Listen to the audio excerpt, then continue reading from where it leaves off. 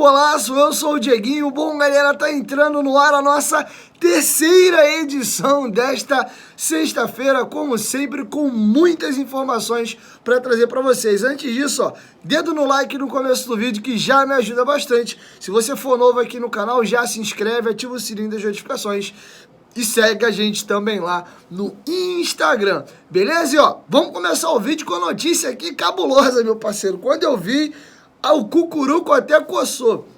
Informação dos companheiros do Globoesporte.com, o Vasco acabou de ser condenado nesta sexta-feira a pagar 6 milhões de reais ao zagueiro Breno.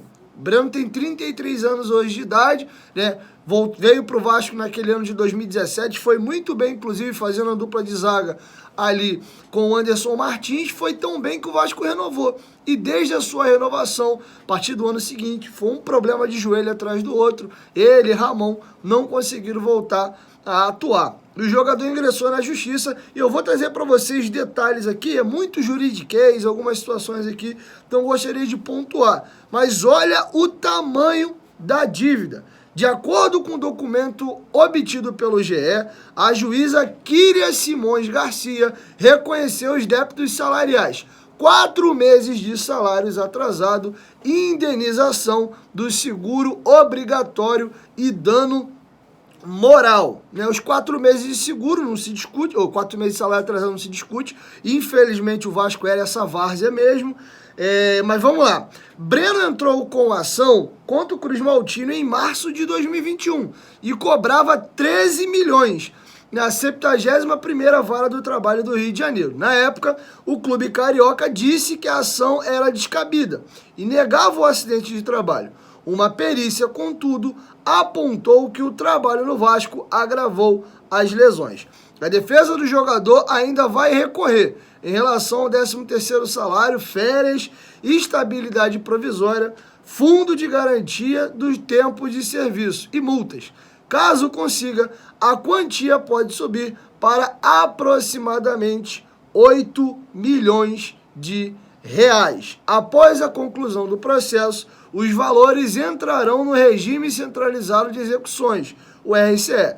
Desde setembro de 2021, o Vasco centraliza o depósito em juízo de 20% de sua receita mensal para pagamento de credores. Bom, a matéria é um pouco mais longa, vai seguindo aqui, mostra o período que o atleta teve no Vasco, mas é isso, tá? O Breno cobra salários atrasados do Vasco, ele vai mover uma outra ação para o fundo de garantia, 13º, mas dentro dessa primeira ação aqui, tem danos morais, ele pede estabilidade, questão também de acidente de trabalho, né? Foi provado na perícia que ele aumentou os problemas das lesões dele no período que ele atuou no Vasco, e aqui cabe um parênteses muito importante. Muito torcedor fica emocionado na hora de contratar um atleta. Pô, ele é bom. Cara, o jogador que o Vasco vai contratar hoje ou daqui por diante, deveria ser sempre assim, né? Tem que ser jogador saudável. Porque se tu dá o azar do jogador se contundir aqui, quer um exemplo? O último, o Sarrafiore, ele foi um atleta que ele teve uma lesão grave, o Vasco recuperou ele e é obrigado a renovar o contrato. Enquanto o jogador não estiver apto a jogar, você tem que manter o salário dele sendo pago. O Vasco renovou por mais um ano, ele ficou recuperado. O Vasco colocou um jogo ali alguns minutos para dizer, ó, voltou a jogar, tá apto, e segurou. Porque se ele estoura o joelho de novo, segue essa celeuma e esse problema. E um receio que eu tenho de um jogador hoje que está no elenco é o Gabriel Dias. O Gabriel Dias tem um problema do histórico dessa tendinite patelar do joelho dele. Ele já não estava atuando no Cruzeiro por esse problema, veio ao Vasco, foi muito bem no Vasco o período que ele teve em campo. Talvez o jogador que o Vasco mais sentiu a ausência e não tinha reposição foi o Gabriel Dias, né? Foi um jogador muito importante na temporada e tá até agora, teve que operar o joelho e ainda não voltou. Eu faria o mesmo. Deixa o Gabriel de canto, ele tem contrato até o final do ano, deixa ele pagando o salário dele, acabou o contrato. Gabriel, muito obrigado, boa sorte na sua carreira, porque ele vem tendo esse problema crônico na patela do joelho dele. Então, para evitar isso agravar e piorar, é melhor a gente deixar de lado, tá bom? Vamos virar a chave agora e gostaria de voltar na entrevista do técnico Maurício Barbieri, porque tem alguns assuntos muito importantes levantados na coletiva que eu gostaria de dividir com vocês. Como, por exemplo, esse primeiro que eu vou levantar para vocês aqui, ó, é o seguinte: o Vasco ontem fez uma grande partida, mas essa vai ser a cara do time do Maurício Barbieri? É cedo para dizer que é assim que o Vasco vai jogar? Maurício Barbieri foi questionado se o time já tem a cara dele, né? E outra situação também, um jogador que tem uma expectativa muito grande em cima dele, Luco Herediano. Luco Herediano estreou, né, em jogos oficiais ontem, né, ficou um período aprimorando a parte física e teve um probleminha na coxa também. E aí o que acontece? Ele foi questionado se ele é um jogador que ele emula um pouco o Arthur. O Arthur era canhoto também, jogava de ponta. Se ele acha que o Orelhano pode ser esse Arthur que ele tinha no Bragantino. Então ele vai aproveitar, vai analisar a partida do Luco Herediano ontem e vai comentar também as características do Luco Herediano e do Arthur. Confere aí. Eu falei depois do primeiro jogo que não era a cara definitiva, né? Era uma cara em formação. Eu acho que hoje, sem dúvida nenhuma, até pelo resultado, ela está mais bonita do que aquilo que a gente viu no primeiro momento. Mas ela está longe ainda de estar pronta. Volto a dizer, eu acho que a gente teve uma atuação fantástica, não deixou o adversário jogar em nenhum momento, criou diversas oportunidades. É claro que a expulsão deles também condiciona muito o jogo. E sobre a cara, a gente segue tentando melhorar dia a dia. Vamos ver, a ideia é que a gente possa cada jogo estar melhor. Isso é um ponto que eu também gostaria de destacar. A gente muitas vezes tende a imaginar como evolução uma linha que sobe linear, né? E não é assim, a vida não funciona assim, o esporte não funciona assim. Dentro dessa evolução a gente vai ter muitos altos e baixos, o importante é que a tendência sempre seja de crescimento e desenvolvimento. Então, estou feliz com a atuação de hoje, mas seguro de que a gente ainda tem um caminho longo a percorrer. Sim, eu acho que o Luca tem essa característica, ou algumas características parecidas com o que era o Arthur.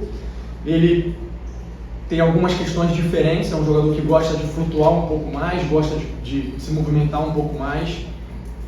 Não tem a questão da força física tão presente, como é o caso do Arthur, de velocidade, ser um cara forte, mas tem uma técnica excepcional. O Luca hoje entrava um pouquinho na situação do Patrick, de um retorno, a gente tem que ter uma cautela em relação aos minutos. E nisso eu tenho tido uma parceria fantástica com o clube, com o pessoal do departamento médico. A gente tem conseguido ter uma conversa muito bacana, muito legal. Eles têm ajudado muito. A gente até conseguiu, vamos dizer assim, acelerar um pouco sem correr risco a volta deles, dado a excelência do trabalho que eles fizeram. E a ideia é que o Luca possa sair cada vez mais, tendo mais minutos e possa virar uma opção importante para a gente. Bom, galera, para finalizar, dois temas também muito importantes. Primeiro, o Alex Teixeira é um jogador que a torcida tem uma expectativa muito grande. Ele fez um primeiro tempo apagado, mas na segunda etapa, ontem ele teve um crescimento, deu uma assistência para o Peck, participou do lance onde o goleiro do Resende foi expulso, e aquele lance ele foi muito decisivo para a partida. O Vasco jogou com a mais aí 30 minutos mais ou menos da segunda etapa, e ele vai analisar a partida do Alex Teixeira e teve um fato emblemático ontem. Quando o Alex ia sair para ser substituído, ele vira para a torcida e pede palmas pro Alex. E teve até uma galera gritando, Alex Teixeira. E ele foi perguntado sobre a partida que o Alex Teixeira fez ontem e também por que ele pediu a galera para aplaudir o Alex, se ele acha realmente que o Alex merece palmas e se ele vai ser um jogador útil. E sobre a questão da parte tática, lembra do campinho que eu mostrei para vocês ontem, na minha análise do pós-jogo? Ele foi questionado sobre isso, sobre as variações táticas aí. Ele comentou a questão dos 3 zagueiros que eu mostrei para vocês na pranchetinha ontem. E se o Vasco tem a possibilidade, né, no modelo de jogo dele, de iniciar uma partida com 3 zagueiros de fato. E o Barbieri comentou o seguinte: eu acho que o Alex tem também estado num caminho de evolução, vai melhorar ainda muito mais. Acho que talvez no primeiro tempo que você estudou ele está um pouquinho mais apagado, talvez tenha a ver mais com o posicionamento do adversário e a gente tendo que fazer alguns ajustes para encontrar ele melhor. Mas é um jogador que ajuda demais no dia a dia, tem condição para desequilibrar, para ser determinante, para ser decisivo. Eu acho que ele mostrou um pouquinho isso hoje. E as palmas foi por tudo que ele tem feito, que ele tem se entregado e o quanto ele tem ajudado a equipe. As variações a gente procura trabalhar elas e a gente usa em função do posicionamento do adversário, às vezes até de questões de características nossas mesmo. A ideia é sempre fazer com que os jogadores possam ocupar os espaços do campo onde eles se sentem melhores, onde eles conseguem render mais.